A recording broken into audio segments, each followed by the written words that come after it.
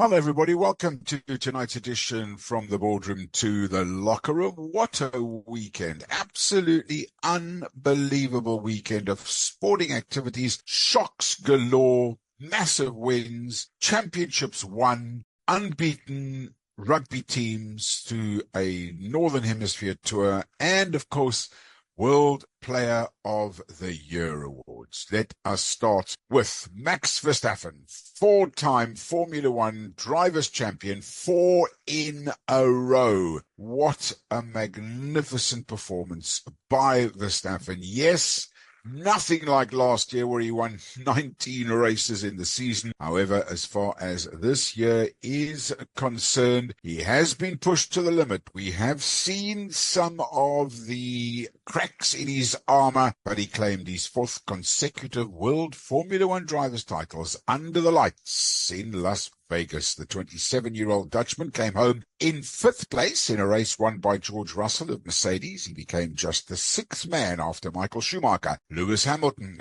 Juan Manuel Fangio, Sebastian Vettel and Alain Prost to claim 4 drivers' championships. Lando Norris, who was Verstappen's only title rival, finished in sixth place over the weekend. Well, what did Verstappen have to say as soon as the race was over? Oh my God, what a season. 4 times. Thank you, guys. It's a little more difficult than last year, but we pulled through. Thank you so much, guys. George Russell came home 7.5 seconds almost clear of his teammate and 7-time champion and Mercedes driver Lewis Hamilton. Hamilton was outstanding, started 10th on the grid and ended up second. He had his usual moan, did Hamilton. When his team pulled him in, he came out and he went, "Why have we lost so many places?" Well, they said, just let the race pan out, which it certainly did. And, of course, he came home in second. Then it was the Ferraris of Carlos Sainz and Charles Leclerc, third and fourth. Norris in sixth, behind Max in fifth. He was 43 seconds adrift of the leaders, and he was just ahead of his teammate Oscar Piastri. Nico Hülkenberg was eighth for Haas, ahead of RB's Yuki Tsunoda and Sergio Perez in the second Red Bull. Norris needed to outscore Verstappen by 3 points to keep his title hopes alive, took an extra point for fastest lap, but his challenge for the season is done and dusted. We're in the Nevada desert. The air and track temperature was only 18 degrees. Russell made a perfect start from his fourth pole position to lead and basically never looked back. Unbelievable drive. After the race, in fact, his comment was, "I have no idea how we were so fast." Well, they really were, and as was his teammate. Now, you need to wonder, Hamilton is leaving, of course, the end of the season. Russell will automatically become the number 1 driver in the team. And he must be sleeping, well, I guess he's got a hangover after the weekend celebrations in Vegas, but I guess he must be thinking to himself, driver's title could be very well within my grasp if this car continues to improve the way it has. I mean, if you think of 2 seasons ago when that car was porpoising all over the place, the fact that now they're in contention to win races. And, of course, they're also still in contention for the Constructors' Championship, albeit they are a little bit behind the likes of Ferrari and McLaren in the lead and Red Bull. But let me tell you something, there is still a lot to play for and a lot to go on. But congratulations to Max Verstappen. He is the drivers' champion and also the first time since Sebastian Vettel to win 4 in a row from his first to his fourth. I don't know that it's going to be as easy this year. Well, it certainly wasn't as easy this year as it was last year, and I don't think it's going to be easy next year. I think it's going to be even more difficult because if you look at the way the cars are going and you look at the fact that Hamilton's going to Ferrari, Russell's in a Mercedes that's really quick, Lando and Oscar Piastri are in a car that's outstanding, and then you've got that one anomaly, the second driver in the Red Bull team, which we still don't know. I mean, there is a contract in place, but whether Sergio Perez will actually fulfill that contract next year, not due to him not wanting to, but due to the team saying enough is enough. No, we don't want to. So party time in Vegas and brilliant stuff as far as the Grand Prix is concerned for the Red Bull driver, Max Verstappen, 4-time champion. And as I say, he joins the likes of the other 4-time champions in Alain Prost and Sebastian Vettel. Vettel, incidentally, also in a red. Just interesting, I was just looking through the stats. Did you realize that Verstappen drove his first Formula One race for Toro Rosso in 2015? Feels like he's still a 16-year-old. Anyway, On to tennis news, and what a season it has proven to be for the current world number one, Yannick Sinner. A sensational year. He led Italy to the successful defence of the Davis Cup with victory over the Netherlands in the final yesterday. The world number one won against Talon Griekspoor 7-6-6-2 for the winning point after the first singles rubber was won by Matteo Berrettini. He put the defending champions ahead with a 6-4-6-2 win over Botic van der Zalschow. Sinner ends 2024 with the Aussie Open, US Open, ATP Finals. Those are wins. Davis Cup. He became the first Italian team to defend the title since the Czech Republic in 2013 and the fifth nation to win it, along with the Billie Jean King Cup in the same year. Italian tennis is flying, absolutely flying. What a great final it turned out to be, with strong Italian support and an orange wall of Dutch fans made it for the most incredible atmosphere, with the Netherlands in the final for the first time in 104 years of trying. Defeating Sinner this year has been almost impossible for most players, let alone with the pressure of carrying a nation's hopes on their shoulders.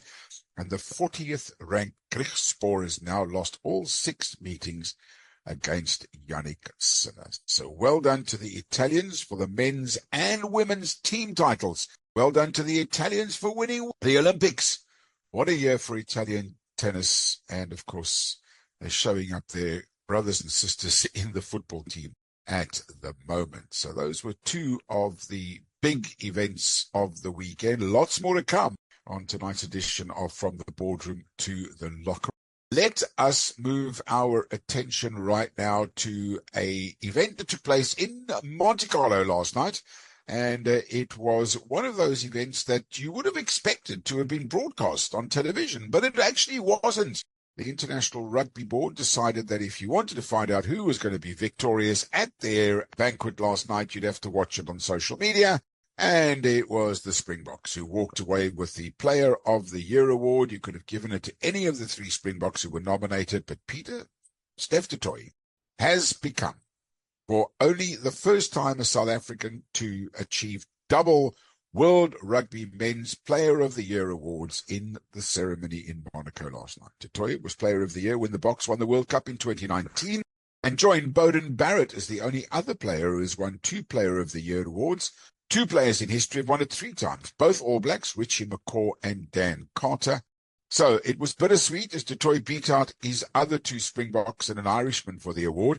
Eben Etzebeth and Cheston Colby were nominated alongside him, with the Irish captain Caelan Doris being the only player considered. On a night where the Bok coach, Rassie Erasmus, was once again snubbed for Coach of the Year.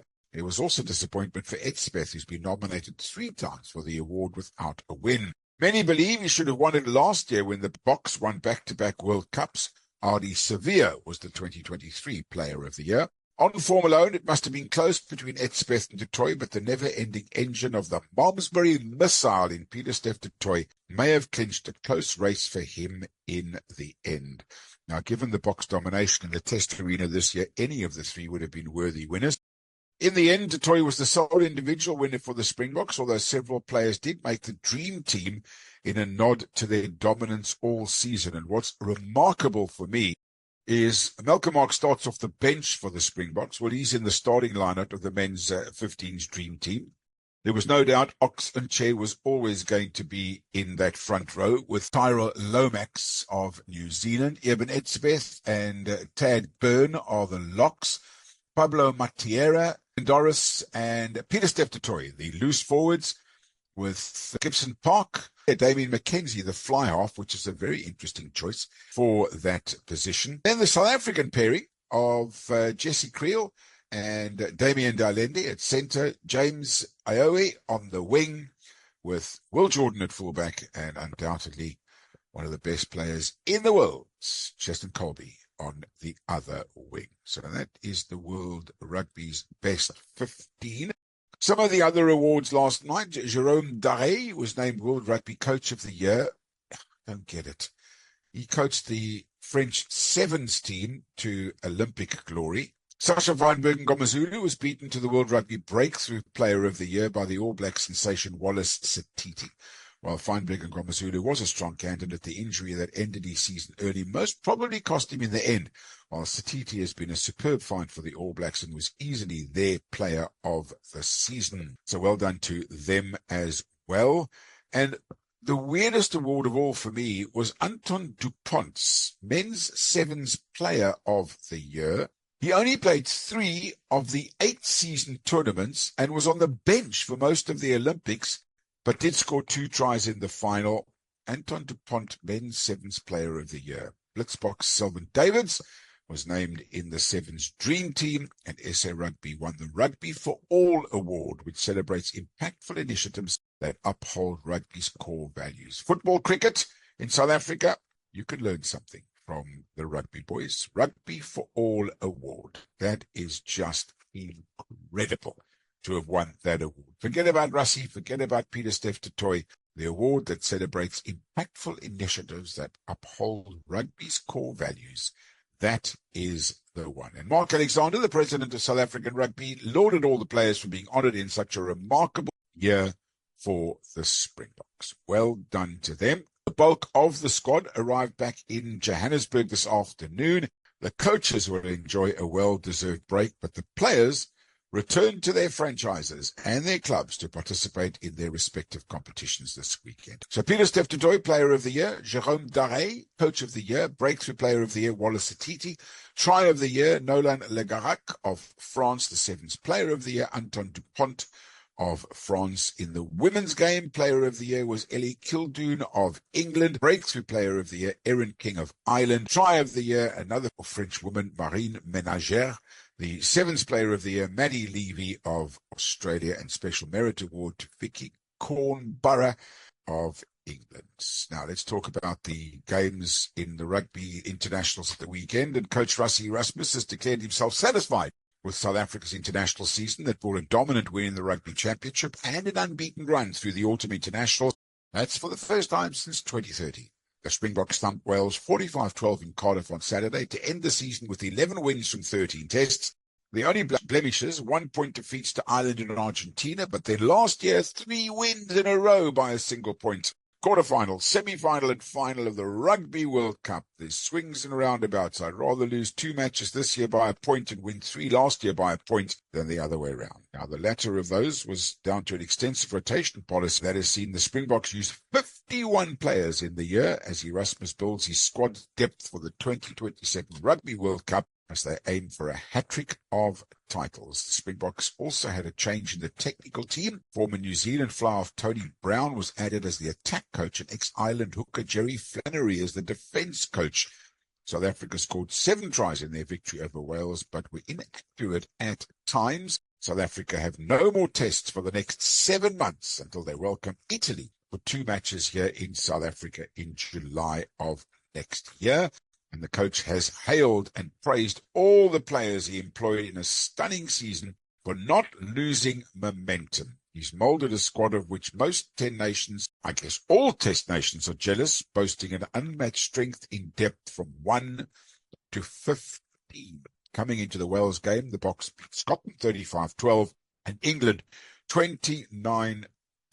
So since 2013, when the Boks came out victorious on that Wales, Scotland, France tour, this time it was Scotland, Ireland, Scotland, Wales, and England that they beat. Ireland, of course, they didn't come up against the Irish. So let's have a look at the other results on the rugby field this weekend. And the biggest shock for me was the ease in which Scotland yesterday beat the Australians 27-13, and it was only a late try by Australia that made that score look a little bit respectable. 27-13, amazing result for Scotland. England far too good for Japan, 59-14. That was Australia's grand slam at the end of the year, knocked into touch. They won their first 2. No longer can they win all 4. And then New Zealand 29-11 victors over Italy on Saturday. The Welsh-South Africa game, Springboks 45, Wales 12. Romania 21, Uruguay 23, and Ireland beat Fiji 52-17. And France came away with a good win in a very entertaining game on Friday evening. They beat Argentina by 37 points to 23. So well done to the French victorious there, 37 points to 23 victors. So Let's have a look at fixtures for you, because there's lots of action coming up. No rest for the players, international players. Glasgow Warriors take on the Llanelli Scarlets in the United Rugby Championship on Friday evening, and Ulster play Leinster as well. On Saturday, it's the derby in South Africa at Kings Park in Durban. Sharks against the Stormers. Then Cardiff play Dragons. Connacht play the Bulls. Munster play Lions. Zebras play Ospreys. Edinburgh play Benetton. And then on Saturday evening, that last game of the international season for the Irish, they play Australia. That, of course, is against the Southern Hemisphere sides, of course. There is Six Nations rugby early in the new year. So that's Ireland against Australia. Also the last game of the Australians on their 4-match tour of the United Kingdom. Lots of rugby to come, lots of action as we head into December. That's right, we're almost at the end of the year. Now, let's talk a little bit of cricket, shall we? And I've got to tell you, as surprised as I am by the kind of money in the game, of which, I might add, there is an awful lot. So a total of 577 players were up for grabs, the two-day auction. Punt, England veteran James Anderson and New Zealand all-rounder Rachin Ravindra amongst the top names. The record of 247.5 million rupees Kolkata paid to Australian Mitchell Starc was first breached by the Punjab Kings, who the IPL said snapped up Shreyas Iyer for a handsome 267.5, that's $3.17 million. He captained the Kolkata Knight Riders to their third IPL crown this year. New Punjab coach Ricky Ponting, who left the Delhi Capitals, says they will make him the captain if he agrees. The IPL reportedly paid Lucknow Super Giants a gigantic 270 million rupees for the 27-year-old star wicketkeeper Hunt.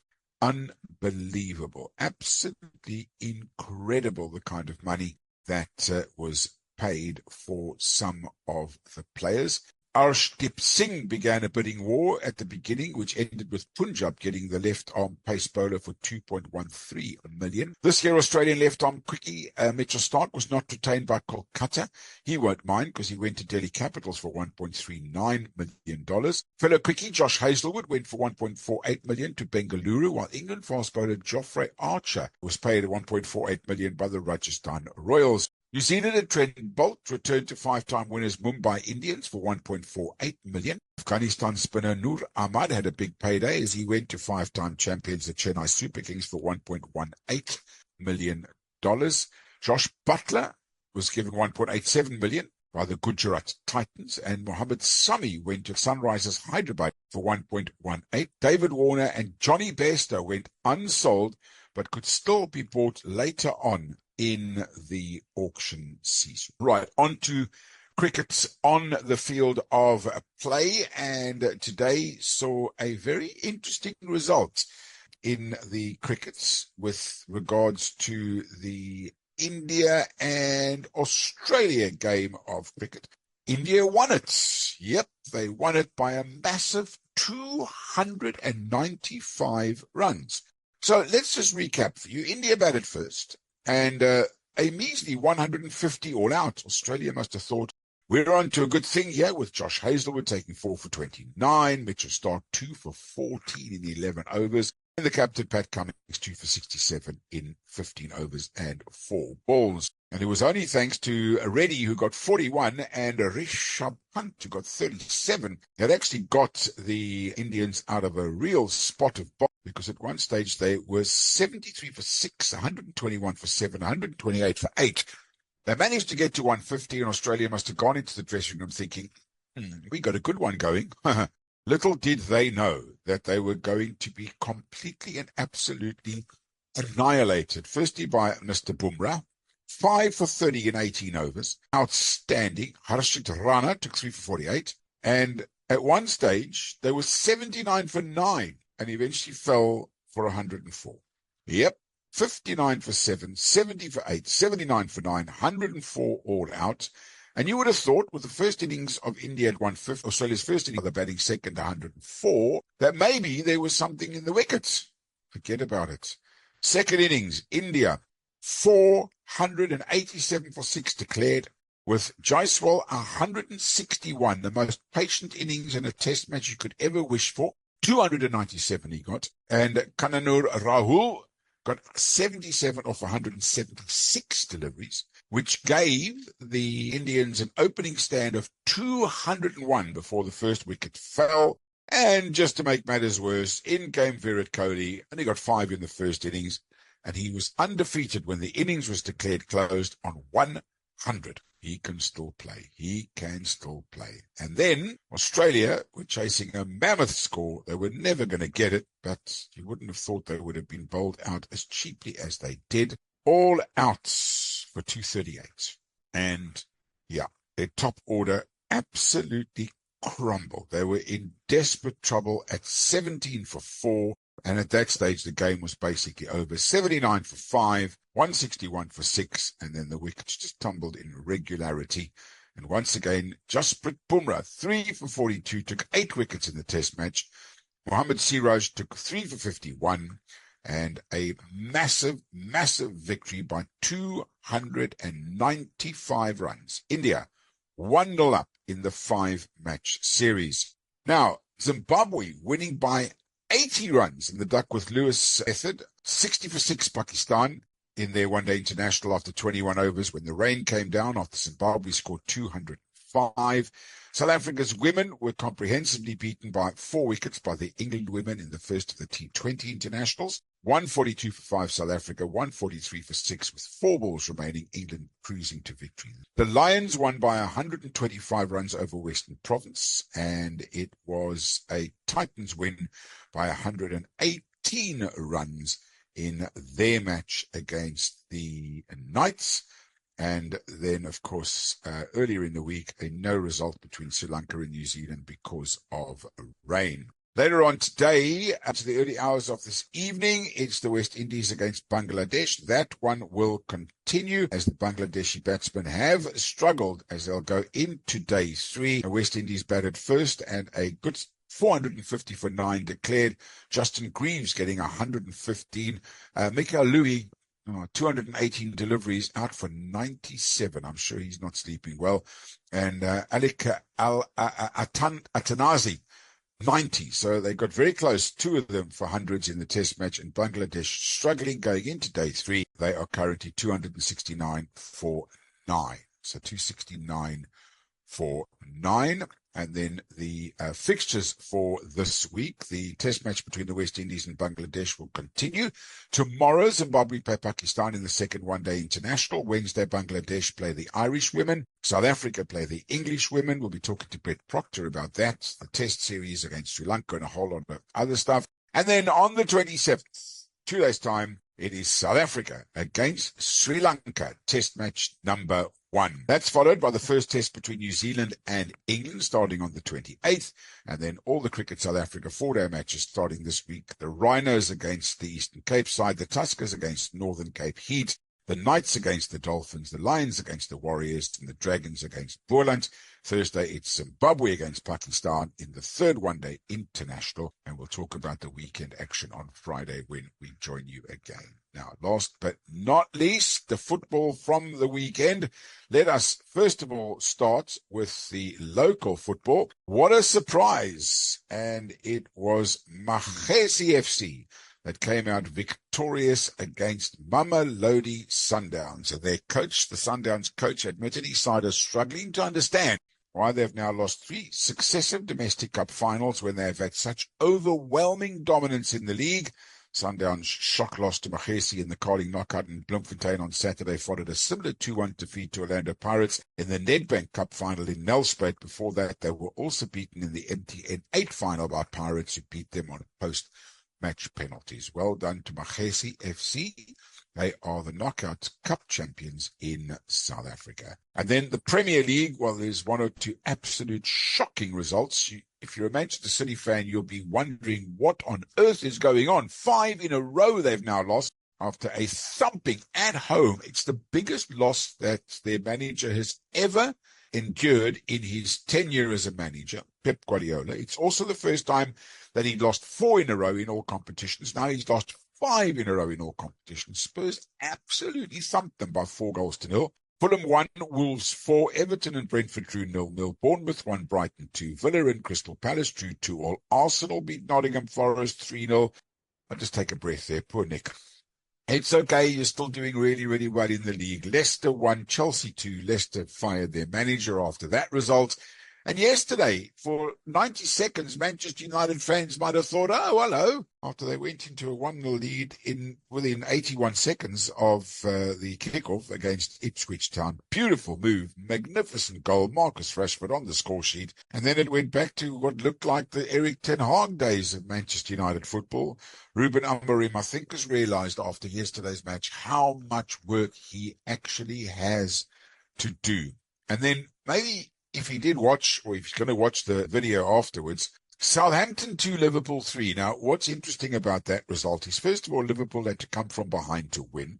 They did not play well. They really didn't play well. But the reason I'm making mention of it is that championship teams don't play well and still win games. And Liverpool are very much on course to win the Premier League title. They are flying 8 points ahead of Manchester City, who have 23 points to Liverpool's 31. That's an 8-point gap, is huge in the Premier League. Chelsea a point behind Manchester City on 22, as are Arsenal, Brighton on 22, and then Spurs and Forest along with Aston Villa on 19, Newcastle 18, and Fulham 18 points hold up the top 10. Brentford 11th, Man United in 12th place and bottom of the table. Southampton, Crystal Palace and Ipswich Town. Southampton have 4 points. They'll be very disappointed with yesterday's result. They should have won that game. Palace have 8 points and Ipswich Town have 9, as do Wolverhampton Wanderers in 17th place. Leicester, who fired their manager, in 16th place with 10 points. Everton 11 and West Ham have 12 points so far. The fixtures for the weekend: Newcastle play West Ham on Monday, that's this evening, and then next weekend Brighton play Southampton on Friday evening. Saturday sees Brentford against Leicester, Crystal Palace against Newcastle, Nottingham Forest at home to Ipswich Town, Wolves against Bournemouth, and West Ham play Arsenal at 7:30 on Saturday evening in a London derby. And then a Super Sunday, it's Chelsea against Villa, Manchester United against Everton, Tottenham against Fulham, and the best game of the weekend undoubtedly will be a 6-point swing at the top of the table. Liverpool will host Manchester City, and Liverpool will be smarting with their success. Manchester City will be looking for revenge, because a victory for Liverpool could open an 11-point gap going into the holiday season, and that would be absolutely catastrophic for Manchester City. Should be an absolute crackerjack of a match. That's tonight's edition of From the Boardroom to the Locker Room. Hope you've enjoyed it. Join us again tomorrow for more, and have yourself an absolutely wonderful evening. That's tonight's show. Be nice to each other as always. Until next time. Bye for now.